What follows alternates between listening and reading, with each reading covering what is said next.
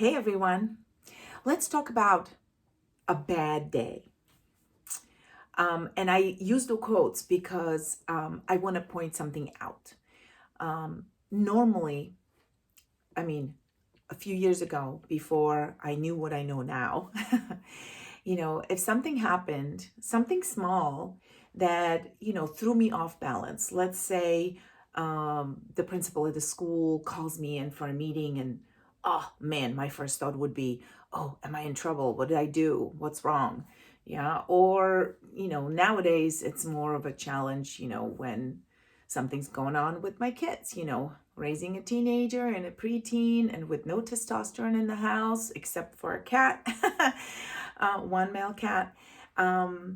So there's no buffer. So it's just us girls. And so even now, things get emotional sometimes.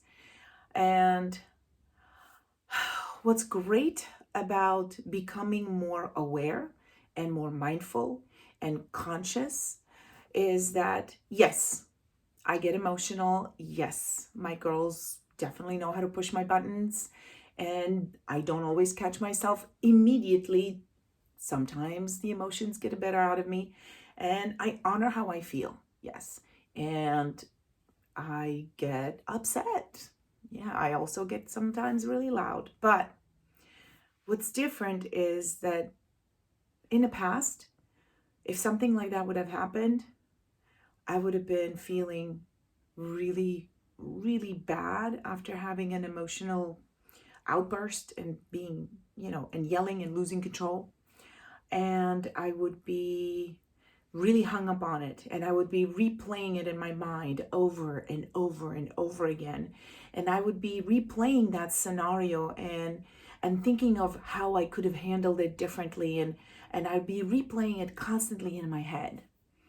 Well, now I know that doing that is actually a terrible, terrible thing to do.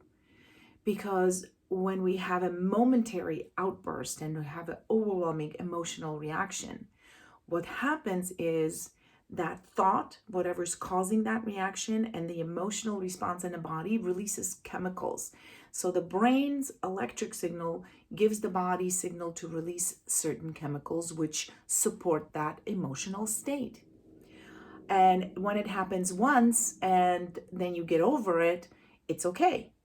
But if you keep replaying it, every time you have that thought, every time you think about that situation, you are doing the same thing in terms of chemistry in your body. You're releasing those same chemicals into your body over and over again. And you know what happens with chemicals in your body? They're addictive. They're like drugs. So then you become addicted to it.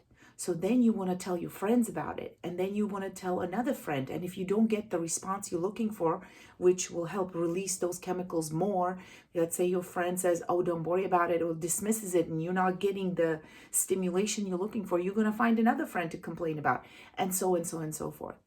And you see, if you keep arguing for your limitations, if you keep replaying that scene and you're going to release those chemicals in your body, eventually you'll be so addicted to it, you won't be able to even imagine what it feels like to be without it. So your life becomes one big, giant emotional roller coaster because you're going to constantly look for something to give you the next fix. So now, knowing that, I have learned to, first of all, recognize that when I'm having an emotional reaction, I don't let it take over my whole self. So I tell myself it's part of me that's feeling that. I will honor those feelings. I will release them. I will feel it in that moment. But then I let it go. And I let it go, and I'm getting better and better at letting it go quickly and noticing myself going and having this kind of a reaction and stopping myself, taking a pause and giving myself a little bit of a space to breathe, to think, to calm, and mostly really choose what I want to think. So in the past, if I had a moment like this, it would have been a bad day, right? And that's kind of a human thing to do. Yeah, we have one bad moment in a day and we dismiss the whole day and label it as bad, and we get hung up on that one negative thing that happened. So thank goodness I know better now, because there's lots of amazing and wonderful things that happen today. And so even if I have something that happened that in the moment didn't feel so good, I don't give it all of my attention. I don't give it all of my energy. I honor my feelings in the moment, and then I release them, and then I choose my thoughts. I correct myself. I give myself a good talking to, like a little pep talk. Okay, so that was not your best, mess that up. What can you do to fix it? That's my thinking. I'm not going to be hung up on the problem anymore, because if I keep thinking about the problem, I'm only going to attract more problems. And that's not what I want, right? What I want is I want a solution. So a solution would be changing the way I think about it. Okay, so that didn't work. That was not what I want to repeat. So what can I do that could be better? And sometimes an answer comes and sometimes it doesn't.